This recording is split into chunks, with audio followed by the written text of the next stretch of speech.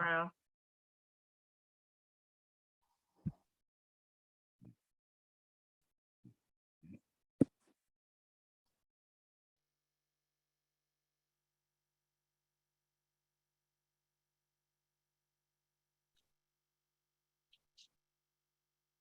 We'll let everybody kind of get populated in here. And then Josie is actually in Florida. So if you were at the first Lunch and Learn, you know that we are doing another session today, but Josie's in Florida on vacation, but has this video that she would like to share with everyone. And I'm going to ask my panelists, Melanie, who you'll introduce yourself in a second. Can you see this? Give me a thumbs up. Okay. And Hello, give me a thumbs up. Give me a thumbs up if you can hear it. Hello.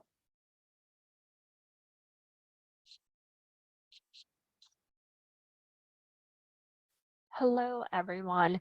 It's so good to see you here today. Welcome to the Trail Candidate Lunch and Learn on how to make sure that your work as a legislator or on your campaign is accessible to the largest minority group in the world, in the state, and in each of your districts, people with disabilities. My name's Josie Badger, and I am one of the founders of Trail, which stands for Training Regional Advocates to Influence Leadership. This group works to support people with disabilities in becoming advocates and lobbyists regarding disability issues and issues that face all of us. We are really excited today to be talking more about how to make sure the things that you are doing and publishing are accessible to everyone, including print materials, websites, emails, among various other activities and materials. Thank you all for joining. If you have questions, please find more information about us at familycareact.org. We are a project of the Women and Girls Foundation. And now I'm going to turn it over to my assistant, Everett Deibler, to continue training all of us on how to make things more accessible. Everett? Well, and thank you, Josie. And let me stop that video. What? Gotta love YouTube ads.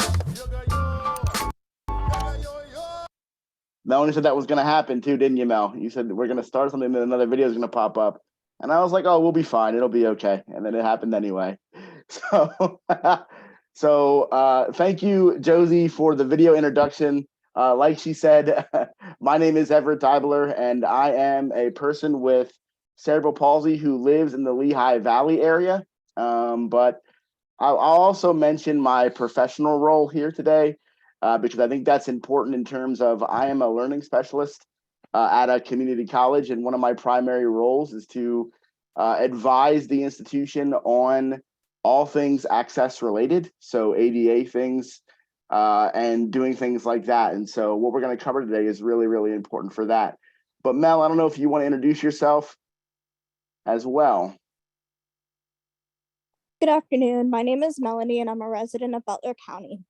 I was born with a rare complex birth defect that affects almost every body system and have acquired a few more along the way, including an airborne latex allergy. I'm a 2011 graduate from Slippery Rock. I'm heavily involved in disability, ostomy, and child advocacy. And I don't know if you want to introduce yourself just to say hello to people. Nyota will be monitoring the chat and the Q&A for us today. Hi, everyone. I'm Nyota Robinson. I am an advocate and a trainer with Trail. I have a background in advocacy and political consulting. So I am here to answer some of those questions and just lend my support. So welcome, everyone. Thanks, Nyota.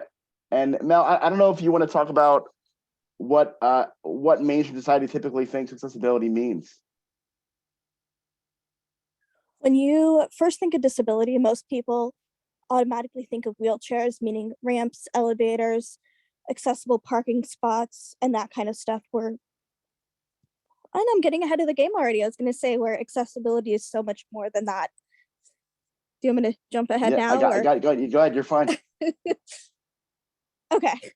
It's not just about compliance, it's also a frame of mind. So, as you can see, accessible meeting spaces, materials, language, and you need to design with access in mind. Just because you're doing it for a disabled person doesn't mean it won't also help the general population.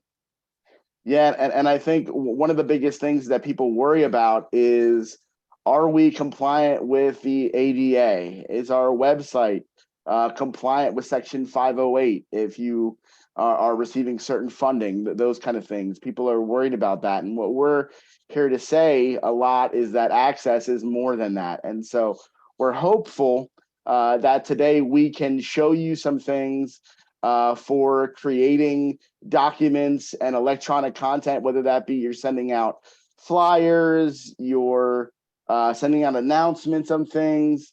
There's a lot that can go into considering being accessible that just goes beyond what mainstream society thinks that it is. And so the first thing is something that involves document creation. If you yourself are using Microsoft Word or Google Docs, oftentimes you might see on a Word document the option to add some headings. And so it might look like this. And this document looks pretty standard to me, right? It looks pretty like there's a little bit of a title here. There's some, bolded text and then a bulleted list. But if you look up here at the top, you see these options to add or create headings, okay? Using headings within documents in Microsoft or Google Docs allows you to then make a document accessible to someone using a screen reader to navigate the screen.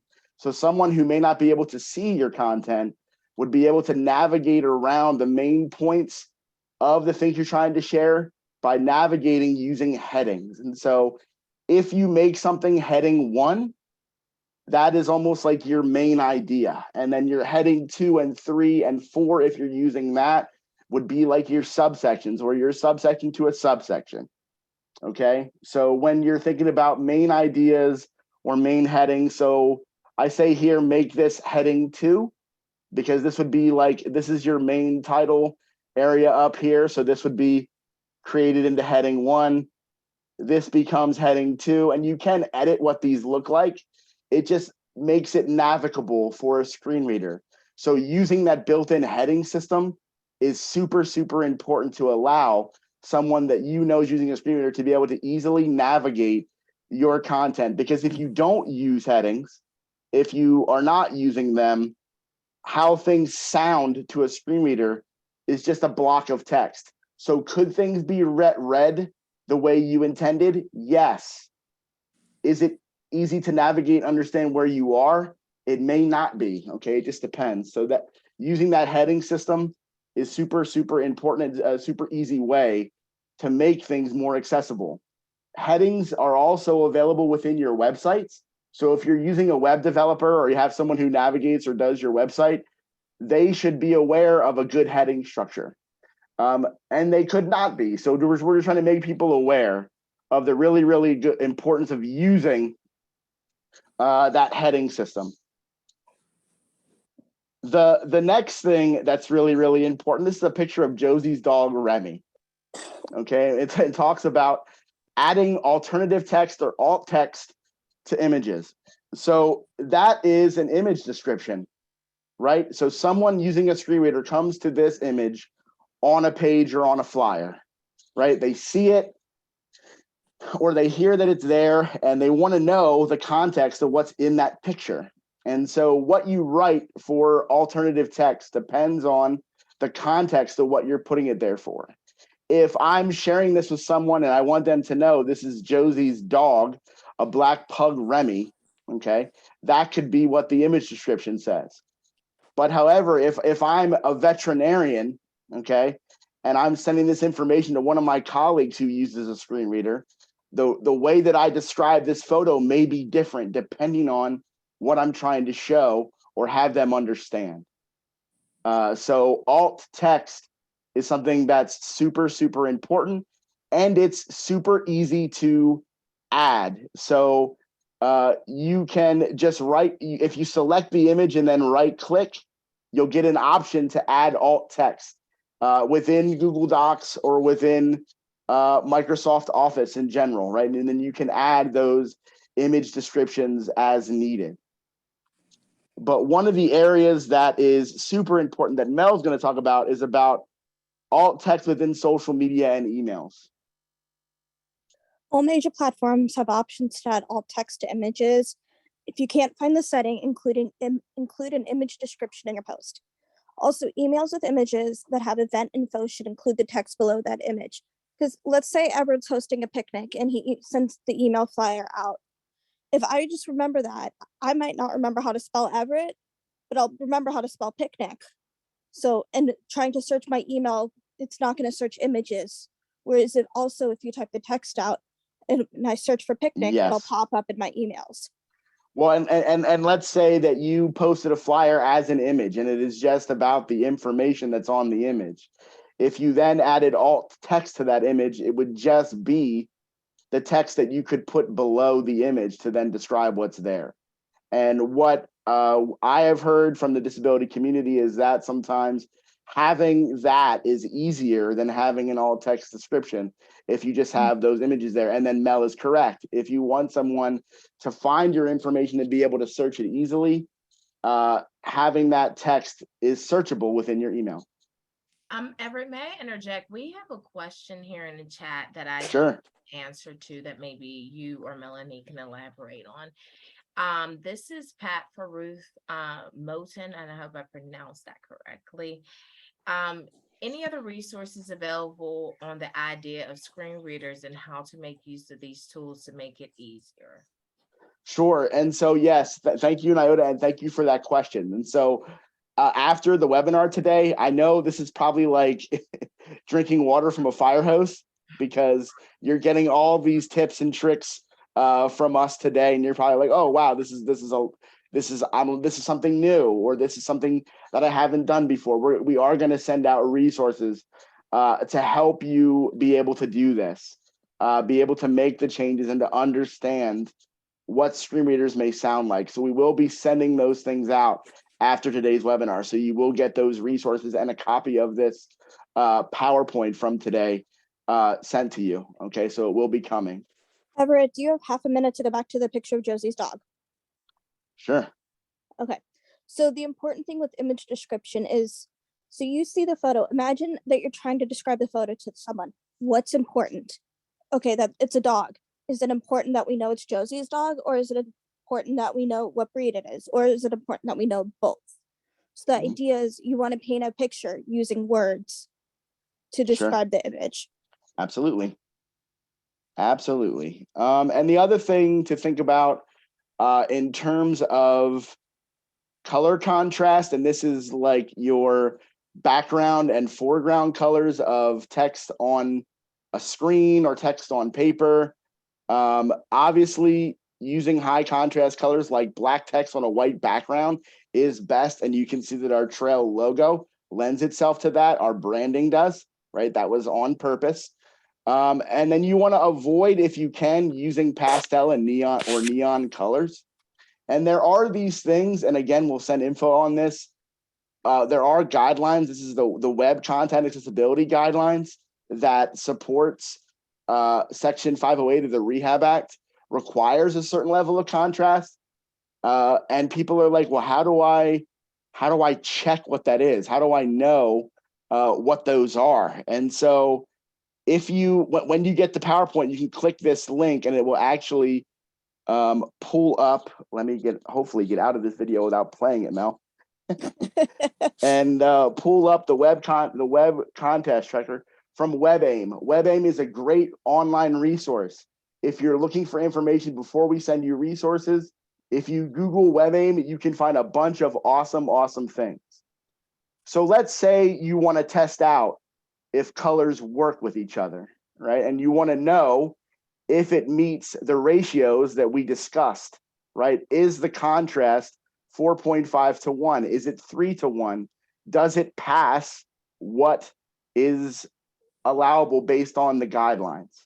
that we're trying to meet. And you can use this checker to change colors, select colors, do different things, and you can see when you adapt colors what passes and what doesn't. It will literally tell you what passes and fails, and then you can adjust. Let's say you're like, oh, I want to see, is there a color that would actually meet compliance that is this yellow, and not really, right? So you can see that this would be a good color to use if you were to use it on a white background, right? So it's literally a way or a website for you to check those colors and to look into color contrast to make sure what you're doing should translate. And then if you're working with like a marketing firm, right? If you're working with someone doing marketing, you can literally send them these codes of these colors and they should be able to track them down, all right? And so hopefully, again, I know this is probably, hopefully this is new information, but I know it's a lot to get all at once. All right, let's go back to this. And then the other thing, when you are on your websites, using descriptive hyperlinks. I see this all the time where people are saying, click here for more information. Here's more information, and the link is on more. All right, it's challenging for someone when you do things like click here for more information about Trail. And you might be asking, why is that? It's because, again, people using screen readers can navigate through documents and content either by heading, by link, or by landmark. And so if someone is searching a document or resource that you have created and they're trying to find the correct link that they're looking for, having a descriptive hyperlink allows them to know exactly what link they're on. And if all of your links just say more, click here, more info, right? It's hard to know which one is the one they should be visiting to get the information that they're looking for. All right, so you're literally making screen reader navigation for those who can't see your content easier and more effective. And the other thing is about making your video content accessible by adding captions. I know that YouTube does do auto-generated captions for videos now, and they are pretty close and pretty accurate for a lot of things, right? But they're not entirely accurate. And so I would suggest making sure those captions are right, then editing them. Or you can contact vendors that will help you do this. One of the great runs, and I'm going to ask Nyota to type this in the chat. The website is rev.com. Rev is a great service where you pay like $1 or $1.50 a media minute for them to send you back a great caption file to add to your video so that it's done properly and done effectively. It's really, really inexpensive, but just know that captions should be made available. And the other thing that is, if you can find this, and we'll send more information about this as we can get it, is about audio description. And so, Mel, I don't know if you want to try to explain audio description, or do you want me to do that? You want to give it a shot? Oh, I can do that. Go ahead. I actually use it pretty regularly. Okay, so what happens when you're watching a movie, or when you're watching Everett, even for this moment, he might look upon something in the distance and wave to a person. Go ahead and wave. So you'll hear the narrator. Everett is looking upon the distance while waving his left hand high up in the air. So that way, those who are blind or visually impaired, or for whatever other reason, will understand the action going on within the movie or TV show while they're watching it. So you're literally creating an environment where everybody can be included and understand and get the best sensory experience that they can. Now we're gonna transition. Nyota, is there any questions so far? Are we good on any questions at all? Were there some? No, we're good. Okay. Just wanted to check, because now we're gonna switch gears a little bit into how language and the things that are written can kind of impact access and inclusion. And I'm gonna turn it over to Mel to kind of discuss readability within things. You want to start by using plain language, which your goal is for the content to be at an 8th grade reading level. That way those with intellectual disabilities also are able to hopefully understand what you're writing. And make sure you define acronyms and other jargon. If you try to think of like basic ones, like if you just type the word or the acronym GIF in there, not necessarily everyone's going to know, oh, that's the little picture video thing. So you're going to want to explain what it means, and then you can start using it again. Shorter, impactful statements obviously makes it easier to read, as you can see in the PowerPoint slide, that we don't have big paragraphs going on. Active voice and spacing between paragraphs. And for that, my example with Everett the other day when we were practicing was, if you give me the Constitution and the what's the 10 things called, the Bill of Rights, to read in just a paragraph form, honestly, that's just going to overwhelm me. Or if you give me the spacing with the numbers, I'll be able to process that a lot easier. Yeah, and so the other thing with acronyms and jargons, I know that people speak in agencies, right? You know, there's acronyms for agencies that we use in the disability community, but I'm sure in your work you're talking about policies and there's shorthand for things. And if you're trying to explain those things to the general public, just spell them out. And GIF is a great example. People might not know what a GIF is. I was like, wow, that was a great example. The other thing to think about is the font size and the kinds of font that you use. Some of the best easy to read fonts are Arial and Verdana. And you want to limit the number of fonts on a page. You want to stay consistent with the kind of font that you're using. That's also good for branding, but it's also good for digesting content. If you can, and it's possible, right, using size 14 font or 18 for large print on documents is really, really great. If someone's asking for large print, 18 point is usually a pretty good level to start at. And you should really try to be using uppercase and lowercase letters and avoid using all caps, because if somebody's trying to decipher, let's say they have a disability like dyslexia, where their words and letters get mixed up. If they are uppercase and lowercase, it can be easier to decipher those things and understand your content. So you want to try to avoid, but I know people do all caps for stuff all the time. But again, these are just general things that you can do to make things more accessible. I thought of something to add to that slide. Go ahead, Mel. Go ahead. Okay, if you're doing the one before it. Okay. Yes, if you are doing hashtags, you want to use what's called camel case, where each word starts with a capital letter, as that'll help define the different words. So I'm trying to think of another. So if it's hashtag one, ONESON, the person's not going, is it one son, like one child, or is it one's like multiple one and then on? Sure. So you want to separate things out so that people know. Yeah, so you can still put the words together in a hashtag. Just make sure you capitalize the first letter of each word. Right. And I see we have a question that might have popped in, but I'll go to this last slide, and then we have a few minutes for maybe some questions if people have those. Okay. In terms of page layout, okay, this is really big. Using 1.5 to 2.0 or double space line spacing when possible. Try to use the typical 1/2-inch margins, and using left aligned text when possible, right? It's more natural for people to read left to right and to be left aligned. Okay, so again, it just makes reading content more digestible. So if you're creating space, you have some white space on the paper, you've limited your jargon and your huge words and all of that, or you've explained bigger words, because sometimes in the work that we're doing, those 50-cent words are essential to what you're doing, right? So giving those context, allowing people to understand what they are, is super, super important. And it's going to actually impact your voters' ability to know what you're saying and to understand your perspective.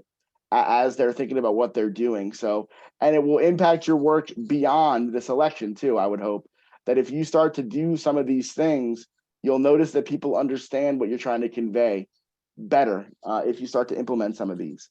And so I hope this was helpful. I do see we have a couple questions maybe. And like I said, we will be sending resources out with this webinar for you to be able to do some of the things that we touched upon today. And if you want more information on it, we're here for that. We are in the building and ready to help with some of these things too. So go ahead, Nyota. Great. No, thank you, Everett, and thank you, Melanie, for a very informative presentation. As a professional writer, this is kind of bringing back some of the things that I was taught about how to communicate. So I'm happy to see, that we're going to provide more resources to individuals and campaigns on how to properly engage with us to get their message across and also make it informative for everyone.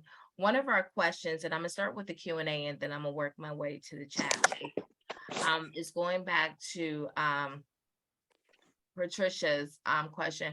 What is a good, oh, I'm sorry, she had two. The first one was, and I think we might have addressed it, best way to show emphasis since all caps is not a great idea. If you or Melanie want to take that one. I could take this, Mel. If you're using bold text is obviously okay, but that will not be conveyed over a screen reader, right? That bold text or that emphasis, the color you might add will not be conveyed that way.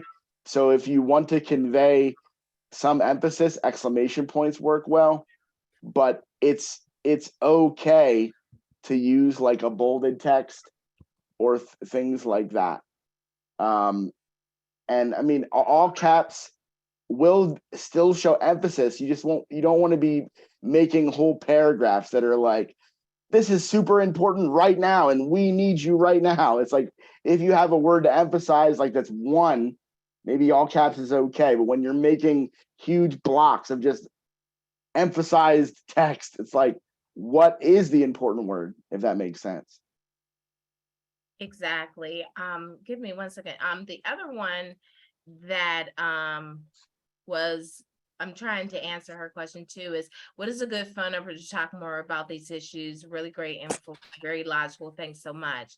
I'm typing the answer as we're talking, but I would agree that we're going to send out the video, the notes, and the answers to these questions to all the participants that left their contact information when you registered.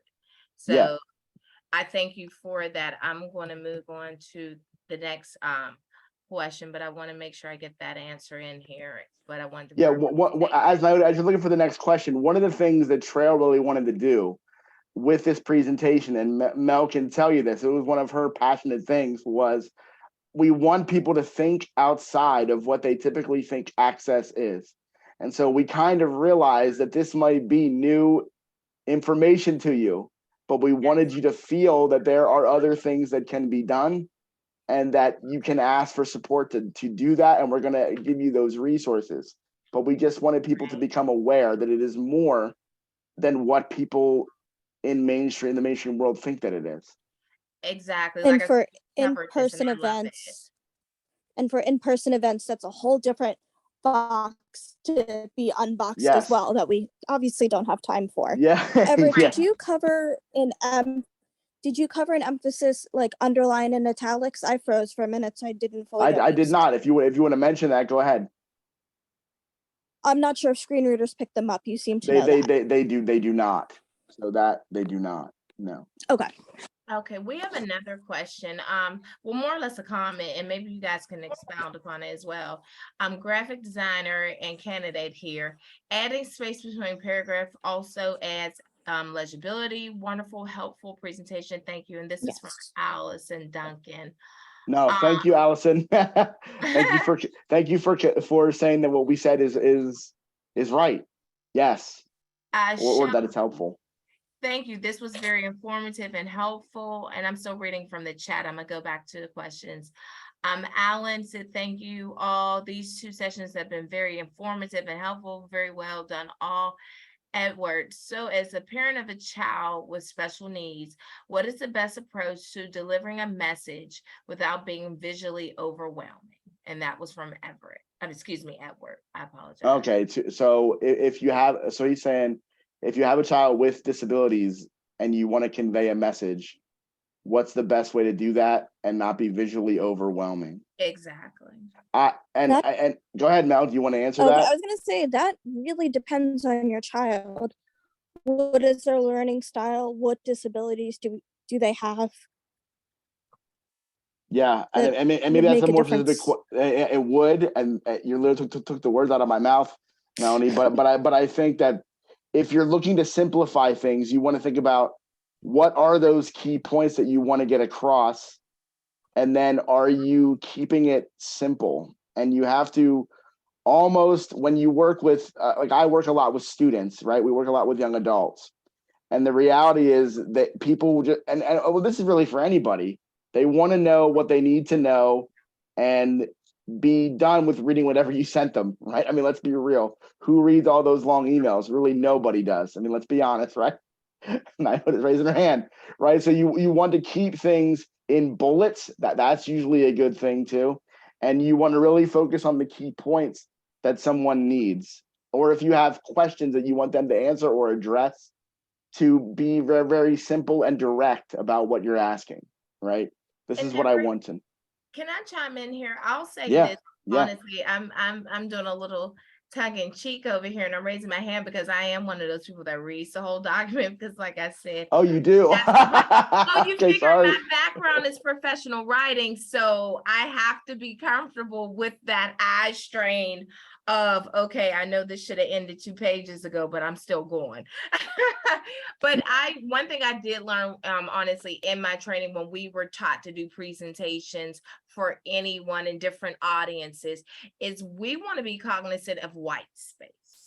And that is something I definitely know. And so to answer your question, Edward, you want to be cognizant of white space, and you don't want to ever overcrowd any format, whether it be a piece of paper, a slideshow, any visual object that you're using to convey a message, whether it be imagery or words. And that is always the best way for us, anyone with a disability or without one, to process information. Like Everett said, chunks of information all crunched together is too much. You really want to just give a little tidbit and lots of space. Think of the white space as space for a person to absorb how much you gave them with whatever was in the center of that.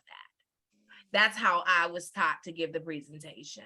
Yeah, and I see people from Trail that are on this webinar today actually chiming in saying thank you for honoring the power of white space, right? People are like, yes. See, yes, see, and like I said, that as you all were given this presentation, it just started really like clicking back to some of my training that had nothing to do with this, but formally. And I was like, wait a minute, yeah, the power of the white space, yes. So I'm happy. Yep. Thank you. That means that my degree is paying off. Well, and you yeah, all get hire people. So thank you all. Well, and thank you to everyone. Thank you, Melanie. Thank you, Trail members. We have a couple more questions. Oh, do we? Okay, sorry. I thought. Hold on. Edward has another statement. Autism, just asking in general, trying to find the balance between delivering info, but also making sure it is informative. Thank you all so much. This has been very informative. Great. And Edward, honestly, I would just just conclude, but really, I don't want to put a period at it, but a comma, and we can have this conversation going forward when we send our contact. You want to make sure that what you're doing is just providing what is the most important part of whatever you're trying to say. It's like, what is the core? Like that's the thing about Yes. it like that. What is the core? Like if you were to have a white piece of paper in front of you and you drew a circle, what is your bullseye?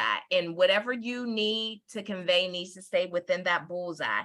And that circle is kind of your space to operate in. And the larger it gets and the more it consumes the white space, that's when you know you're giving too much information. That's Well, initially. and as you're talking though, one of the things I would think about is if you're working on a campaign and you're expressing a platform, right?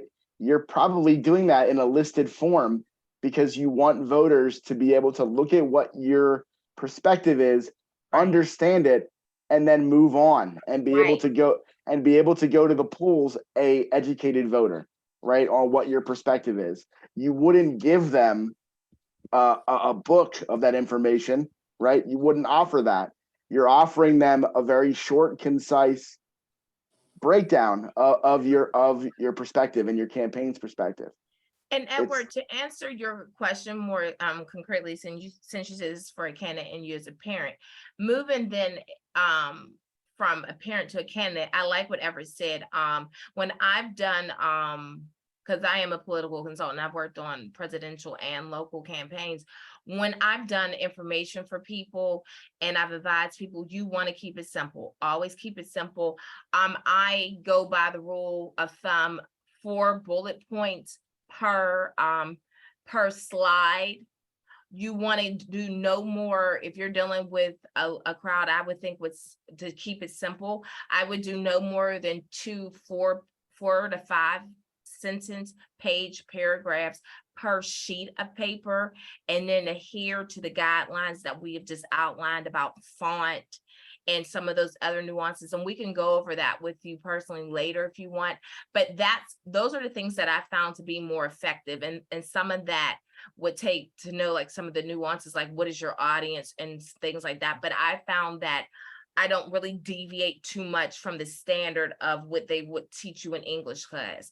A paragraph is 4 to 5 sentences. That means 4 to 5 bullet points. If you have more than 4 to 5 bullet points on your piece of paper or in your presentation, way too much information. And it needs to be about 4 or 5 powerful words, like Melanie said, that you can give an explanation maybe in your next slide verbally or through some of those other means that we went over today. Exactly. I don't want to get too wonky because that, like I said, some of that may call for another session. That I'm happy to hear some of this because as you can see, it's bringing up some of the things I forgot that I learned. So, if you want to talk about it more, we're more than willing to do so. Well, and we know that, the election day is approaching, but we want to be a resource for people just to learn about all of this stuff.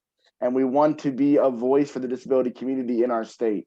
We want to be a resource for people as you're making decisions and making choices in the future too. So please know that we're here as a resource.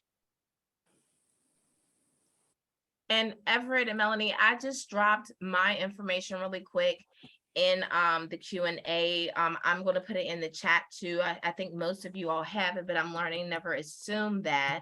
And if you all want some quick and dirty answers or some more longer answers about some of that, I can go to some of the resources I have that I didn't know I had and answer some of those questions for you because I have had to create some of those documents and stuff. So I was just about to throw away my do or don't book.